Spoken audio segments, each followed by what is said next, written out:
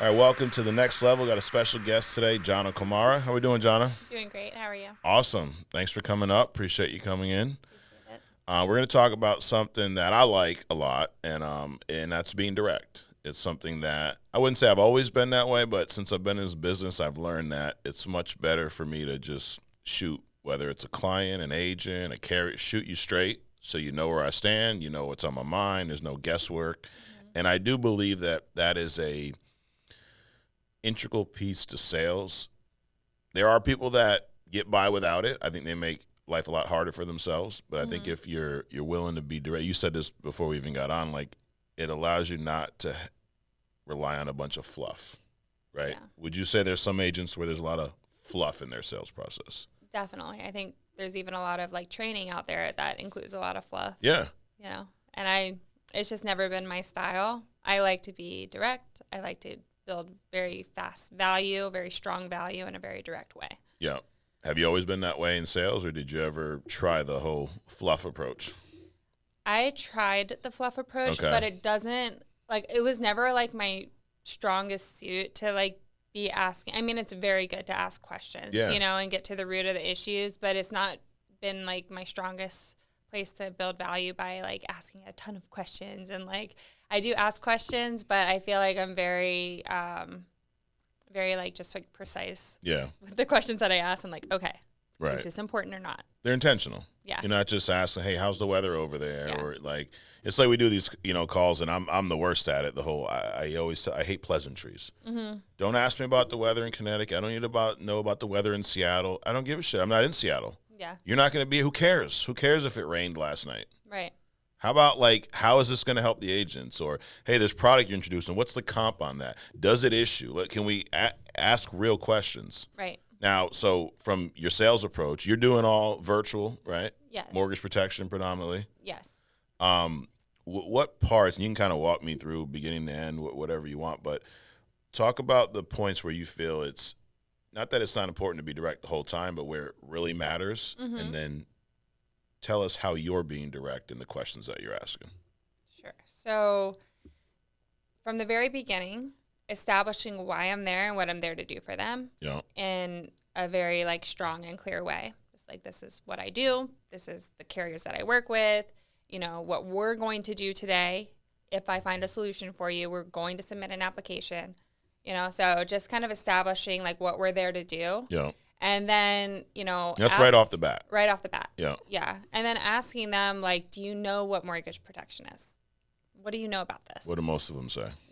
Some of them say, I have no idea what this is. Some of them know exactly what it is. So Okay. you need to identify your client in the beginning and figure out where they're at with disappointment. Yeah. Because then you are going to be able to help them better.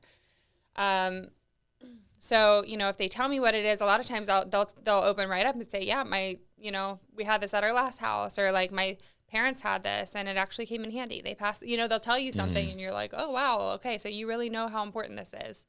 Or like my mom didn't have it and she died and we lost the house, Right. You hear things like that. So it's really important to really understand where they're at with it so that you can get them where they need to be with it. Got it. So if someone goes, or what if they go, yeah, I know what it is. I used to have this. They say they know what it is, but they're completely wrong. Yeah. They think it's like the PMI they get through their bank or something like that. Right. Like, where are you going? I guess it determines on how they answer. But if someone goes, no, I have no idea what it is, how do you explain it to them? I say, okay, fair enough. So basically what mortgage protection is the insurance that people get for the purpose of providing financial protection for the mortgage if something happens to you. So that could mean a few things. It could mean paying it off. It could mean paying off a good chunk of it. It could mean at least getting your family something where if you die, they'll have, 2 years of the payments covered so that they have plenty of time to make sure they don't lose the house to foreclosure. Yeah. It's just providing whatever financial protection is necessary that's going to be affordable for you and that you'll qualify for to make sure that your family is protected with this asset that you have, your biggest asset, your mortgage, Yeah. your home. I just want to point out a couple of things because people hear this and they think you're just talking. But really, in these two statements you made, you've removed a ton of objections. Like you start with, we're going to apply for insurance today if everything makes sense. So when the time comes to apply for insurance, it's not a shock. Like, that's crazy. Everyone should know that. You know how many agents, I mean, you'll learn this as you start training agents. Mm-hmm. They skip that part. They talk to them for a few minutes. They show them some numbers. Then they attempt to write an application, and the client's like, what are you doing? Yeah. Like, I mean, we've all been there, right? Like, well, what are we doing right now? We're filling out the application. Why? But you say that in the beginning, so when it's time to fill out the application, you just go, yeah, remember I said earlier we're going to fill out the application? Right. And it's like, so this mentality that if you've never been in sales, everyone, not everyone, but most people think that you have to learn how to overcome objections. Mm-hmm. That's the worst training ever. Someone goes, I'm going to train you on how to overcome them. How about how to eliminate them? Right. How to avoid them? Mm-hmm. How to prevent them? However you want to word it. And by doing that, you avoid that.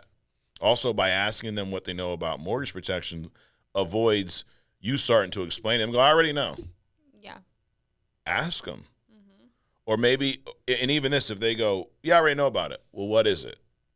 Because they may not know about mortgage protection in the way that you're going to talk to them. They may think it's like I mentioned, a lot of people think PMI is mortgage protection. They do. It's not.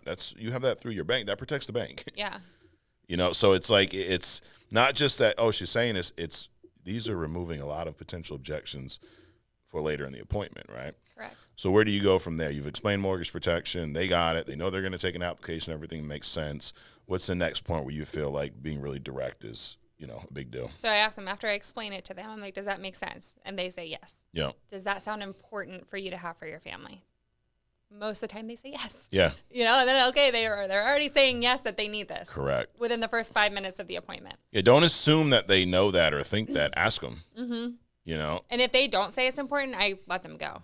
Really? I don't waste my energy on them. I'll try to build, I'll try to relay the importance a little bit more. But if they're just like, no, I don't want this. I don't need this. Got it. Yeah. What do you say to that? So if you're saying, you go, hey, do you understand how important this is for your family? If they go, well, kind of.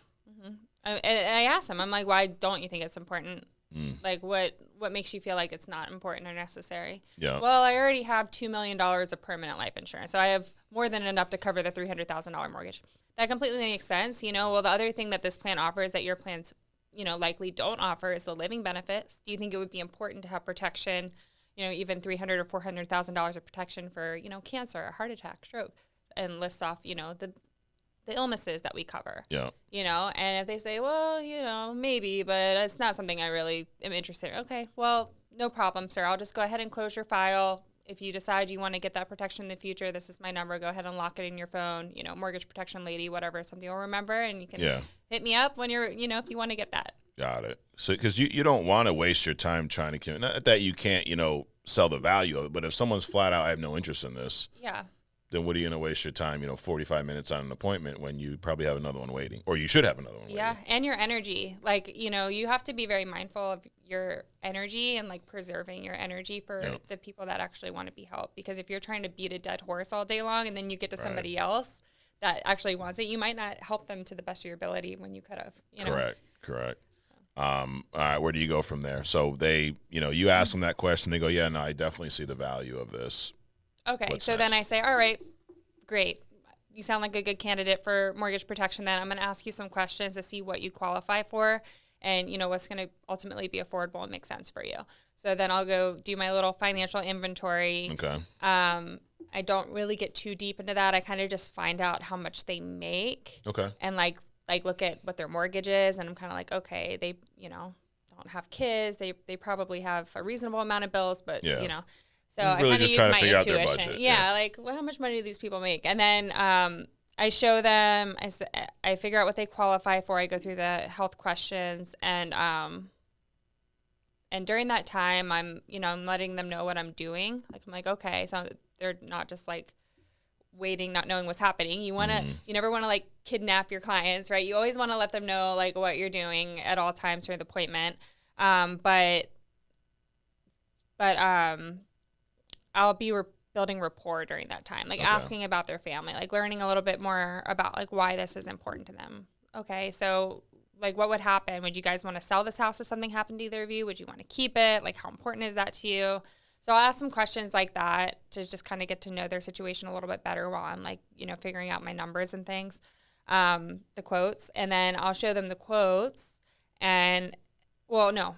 I don't show them quotes yet. I explain the product. So, Okay. I explain, I'm usually selling America IULs right now. Okay. So, and my persistency has gone up drastically, by the way. It's Really? at like 94%. Not surprised. Yeah. So I explain IUL. I explain the living benefits. I'm very thorough explaining how the product works, why it's better than putting your money into a savings account in the long run. It just does way more for you than putting $80 into a savings account. So I'm kind of making it like a no-brainer that they should get it. You know what I mean? Yep. And then I show them like 2 or 3 options that I think are going to be suitable for their budget. And I say, okay, so which is the most suitable and affordable that you want to make the application for?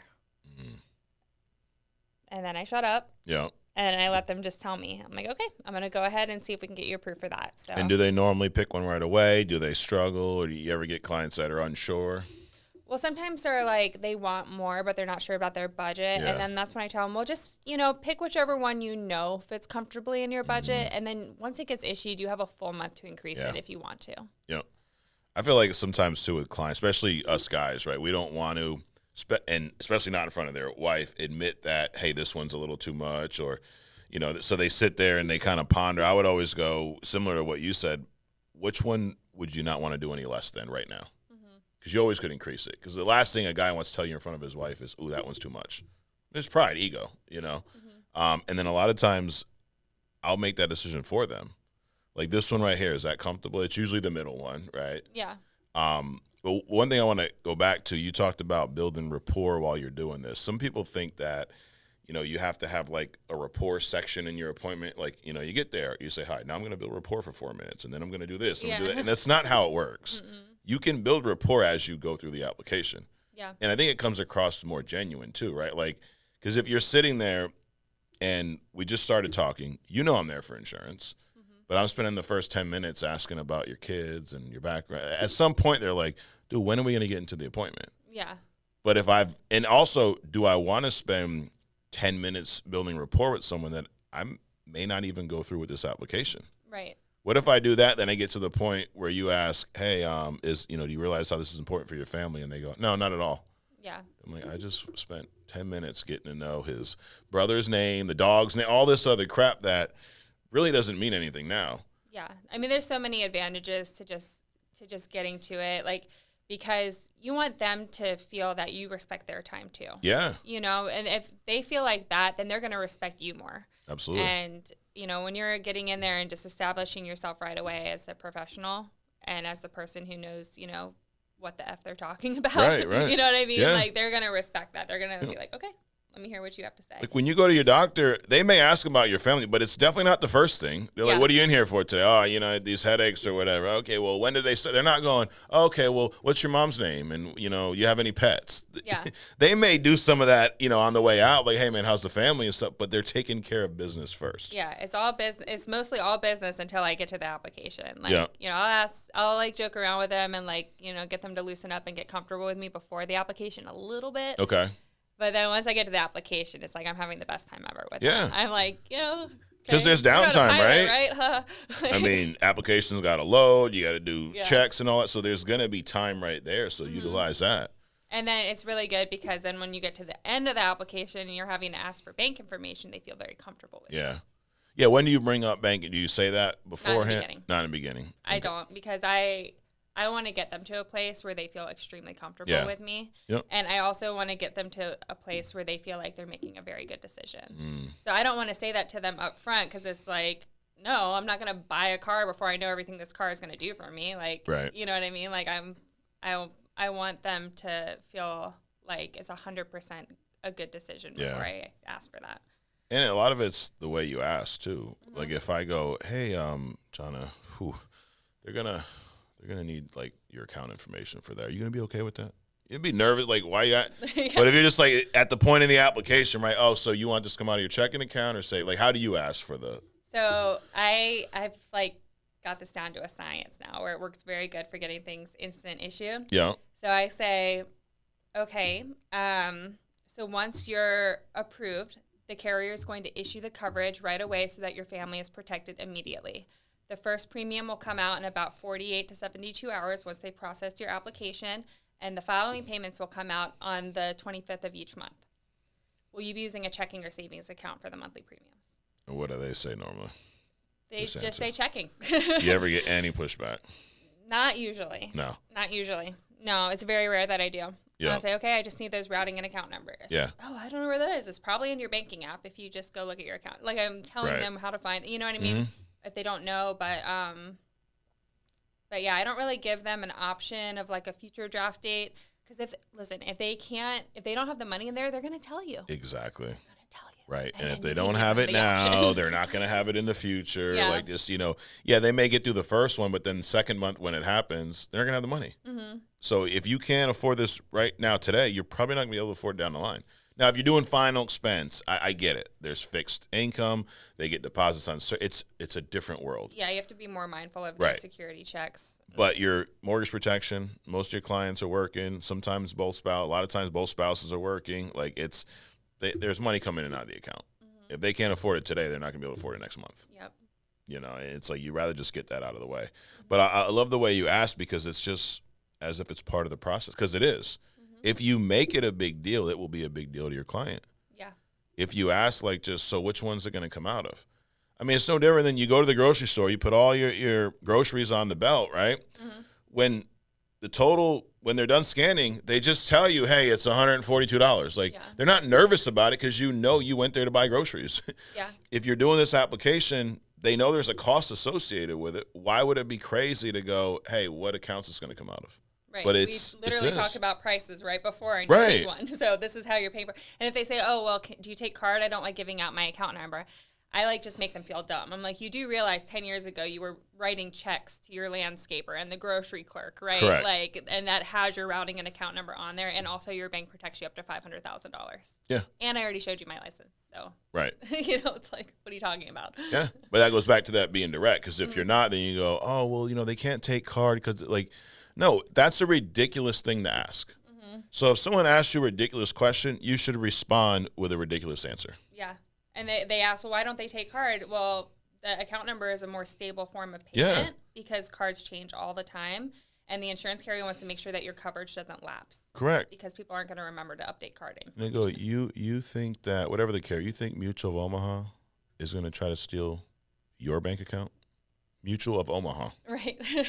They're a bank that's bigger than you, me, and everyone on this block combined. Yeah. They want no offense, they want your bank account. Right. After we just went through your finances and you have $200 extra a month. Yeah, they're coming to get you. Stop. Yeah. Or even at the Social Security number, if they're like, oh, I'm kind of not comfortable giving that out. I'm like, listen, trust me. I'm very happy with myself. I'm not trying to steal your identity. Correct. I like my own identity. Yeah. And I also do very well for myself, so I don't need your identity. I'm good. Right. Yeah. I remember and I'm not saying you should do this, but back when we were in home, I'd pull out my ID, my social, and just give it to them. Like, oh, you don't want me to? Here's mine. Yeah. And they look at you like you're crazy. Like, well, what are you going to do with it? Mm-hmm. I'm putting on an application, send it to a carrier so you can get insured. Yeah. You think I went through all this to try to steal your identity? Right. I got these fake applications. I got this Family First Life shirt, all this crap just to try to steal your application. And we're sitting here, arguing whether you can afford $100 a month. Stop, please. Yeah. But it's like if they meet you with ridiculousness, meet them with and then just move on. Yeah. And it's like if you go, well, hey, I'm saying that same thing, Mike, and I can't get their bank account information. I promise you're not saying it like that. Mm-hmm. You're not saying it you're not assuming it. You're not going, hey, what accounts there's something you're doing that's making your client nervous. Right. We've been there. I've been there. I've been there too. I've had issues getting checks early on. But I never looked at it as like those clients are idiots. Mm-hmm. And this is hard because it's funny. The older we get, the harder it is to go, hey, I made a mistake. Yeah. People think they're going to get crucified if they make one mistake. It's okay to go, hey, I screwed something up. I always knew that because there was so many people doing it. Mm-hmm. I mean, I was selling alongside Sean, who was helping everyone he sat down. So I'm like, he's doing this. I'm doing something wrong.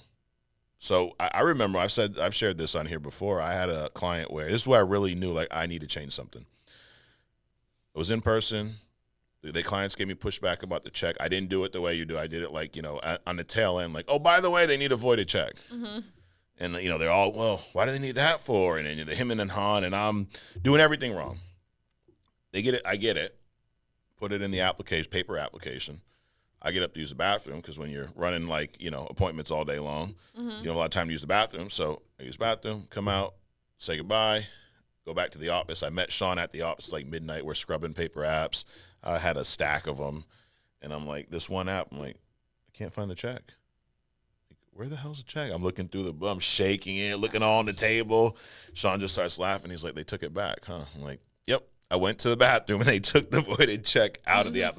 So the thing is, the deal wasn't, I didn't sell them enough. They didn't understand the value. I didn't do a good job. So it fell back on me. And I asked for the check like someone who shouldn't be getting a check. Yeah. The only thing they're going to need now is a voided check. Like, just go, hey, they need a voided check. Just come out of your account once a month. Yeah. You got that on you or you need to go grab it? Just assume it. Assume it confidently. Yeah. No different than you do. I mean, that should be your mentality from the minute they say hello. You should assume that this client wants protection and I'm going to help them. A lot of this game is up here. Yeah. Most of it is. It is, yeah. Because you could say the same exact thing with the wrong mindset, wrong tone, and you won't have those results. Yep. Where do you go from there? So bank account, you got that. What else? Any other point where you feel being real direct? Is there a tie down at the end or anything? I just say, after I get the bank account information, I say, okay, I'm going to submit the application now to the carrier. We should see in just a moment if you're approved or if there's any adverse decision from the carrier, if it needs to go to underwriting. So just hang tight on the line and we'll see here what they come back with. Even with when I know that they're going to get an instant decision, I kind of still leave that aspect of mystery. Yeah. Because you never know. Yeah. They could have not told you something or. So once they get approved, I say, congratulations, you were approved for the coverage. Really, it's a big deal. You've just ensured that your family is protected if something happens to you. So kudos to you for making that decision today for your family. I make them feel really good about their decision. And then I tie it down. So I say, okay, so a couple things before I let you go. You're going to receive your policy in the mail in about 7 to 10 business days. It's going to be a nice blue book coming from Americo. You have, again, 30 days to read through it, make sure you're happy with everything. If you need to increase the coverage or anything like that, you do have a full month to do that without having to reapply. I say make sure you keep it in a safe place. Make sure that, your wife and your mother both know where you keep this policy, okay? Again, you're impressing upon them how important it is that they have, that this is there for them, right? And then I say if you get any other letters in the mail about mortgage protection, you can disregard those. You don't have to respond to them. If anybody else calls you about it, just let them know you got taken care of. Sometimes they'll try to say things to you to make you think you have to talk to them. They'll say your file was flagged for a review or the underwriter made a mistake and they have to come fix it. None of that's true. They're just, trying to get your business and sell you some other insurance. But rest assured, I got you set up with Americo. They do specialize with the most comprehensive mortgage protection plans because you got the 100% for death, terminal, critical illness, chronic illness, permanent insurance with cash accumulation. So you're in very good shape as far as insurance goes. Does that make sense? And they say yes. I'm like, wonderful. Right. Save my number. Go ahead and lock this in your phone now. If you need anything or have any questions at all, just give me a call or shoot me a text, okay? Perfect. Were you happy with my service today? Yes, you did great. It was very, very easy to understand, very direct. Thank you so much. They love how direct I am. Yeah. Yeah, they do. And I say, all right, great. Well, God bless. Take care. Goodbye. That's the thing. I think, most people appreciate someone who's direct. We think that they won't, right? I think if I say that, they're just going to be so offended. Contrary to what you see on social media and it's like a vocal minority of people that get offended at everything. That's not most people. Yeah. Especially not our clients. Right. Most people can take and they actually appreciate it more because there's no fluff or, lack of better words, no bullshit. I'm shoot you straight. You know that you filled this out for life insurance. We're going to apply for something today if it makes sense. Here's how much it's going to cost. It has to come out of your account. I need your social. These are all things that have to happen to get to the goal that you wanted in the first place. You always have to remember that, too, who our clients are. Yeah. So I love Sean's, old psychology of the sale. It's all about who the client is. The client is somebody who filled out a form, went online. They initiated contact with you in regards to purchasing life insurance. And they are taking the time out of their day to show up and actually talk to you. All that on the other side. I mean, think about how many people fill out leads. Are you doing direct mail, internet? Where do most of your leads come from? Direct mail, right? Direct mail. So think about that for how many mailers go out.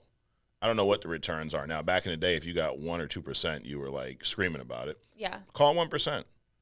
You send out, 1,000 mailers. 10 people fill them out and send them back. How many people got the mailer, threw it away? How many got it, opened it up, put it on their dining room table, intended to fill it out, never did? Mm-hmm. How many filled it out, put it in the envelope, and never put it back in the mailbox? Right. All those things happen, right? So you got the 10 out of 1,000 that filled it out, sent it back, you received it. Then they answered the phone when your dialer called. Mm-hmm. Then they booked an appointment, and then they were there at the appointment time. All that had to happen. Yeah. And you mean to tell me that my client just wasn't interested in life insurance? Really? Yeah. They did all that, and were they just bored? Right. It's things we tell ourselves to make ourselves feel better when we don't do what we're supposed to do. Yep. It's very important to set the stage. Yeah. Properly. And just remember, like, what, there are, I've never done it. I don't know if you have, but there's people that cold call. There's people that cold knock or whatever you want to call it. Mm-hmm. That's not what we do. That you do that and tell me your client's not interested, I'm your guy. I got you. I'm surprised. If you do sell one, I'm surprised. Mm-hmm. But our clients have gone through all that. And then if they don't purchase life insurance, well, what variable did we introduce? We introduced you.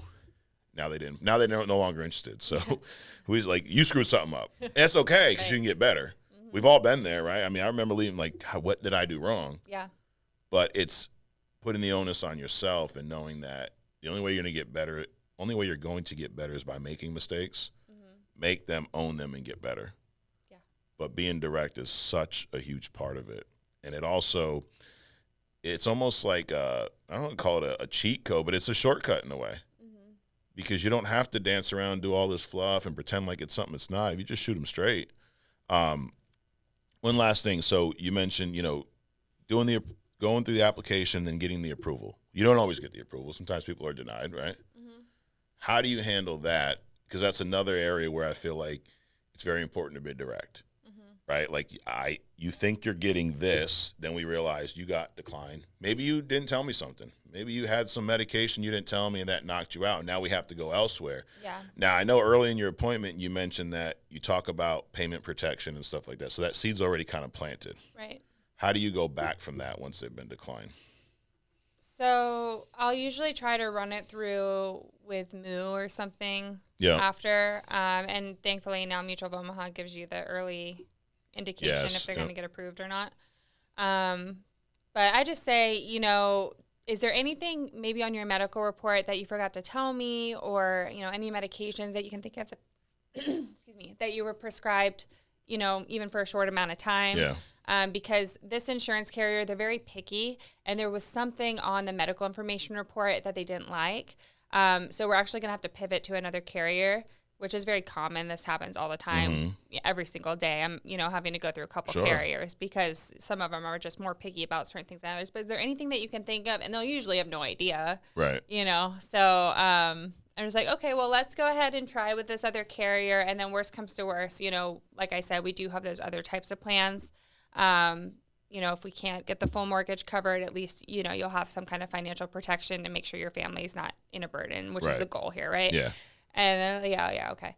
So that's pretty much what I do. Got it. And we're talking, few and far between, because you're getting their health information first. That's why it's so important to get that up front, right? Because if they're like, I had a heart attack, 5 years ago, you're not going to, pretend they can get the full mortgage. Like, you're going to address it at that point. But you do have those cases. Like, I had 2 guys in 1 week who were in their 20s who were both prescribed the medication that's prescribed to cancer patients to reduce nausea and vomiting. Okay. But they were prescribed this medication because one of them had food poisoning and the other one had some severe allergy reaction that was causing them to be nauseous. Yeah. And I couldn't get them approved for anything. Wow. So I had the first one order the MIB report so we could see what was going on because it was very important to him to get coverage. And I was like, dang. So we're going to have to try to dispute that or. Yeah. Yeah, it happens. But if you're direct, it allows you a lot more leeway when those things come up. What's your persistency right now? If you had to past 6 months or? Well, since I switched to writing IULs, it's gone up. Like before when I was doing CBO and term products, it was around 84%, I would say. It still ain't bad. Yeah, and now it's gone up to like 94%. Wow. And it's like that 10% doesn't seem like a lot, but when you think about, 10% more of your cases staying on the books, Yeah. dude, that's a lot more coverage in place and a lot more commission and money for you and your family. Yeah. And I think, you also feel better Yeah. about what you set your client up with, which just, helps to put more good energy into your business. Absolutely. Absolutely. I always remember telling my client, like, if we do something now and it doesn't fit your needs and your budget and then you cancel it, I screwed up, because then we're back to square one. Yeah. You don't have a policy. You have no coverage. I didn't get paid. I tell my client that. Like, they know I'm not bullshit. I'm here to make money, obviously, and help. So I didn't get paid. You didn't get a policy. You don't have coverage. And the odds that you're going to meet with someone else and do this are now slim to none. Yeah. So let's make sure that whatever we do today fits your needs and your budget, those two things. Yep. And if we do that, everyone's happy. Exactly. I say the same thing. Yeah. I mean, it's if funny. this isn't affordable, you're going to cancel it, and then you're going to have no protection. So, like, let's just get you something that you can afford, even if it's not the full amount. That's completely fine. I'm sure your family will do very well with $100,000. Absolutely. Just saying. Yeah. I mean, I can't even count how many times we've covered a partial, quarter, half the whatever we're doing is more than you have right now. Yeah. So I don't want to do it unless I cover the whole thing. Okay, well, that's ridiculous, because right now, if you die, your family's out on the street. Yeah. If your mortgage is $200,000 and we give your wife $100K, she has options.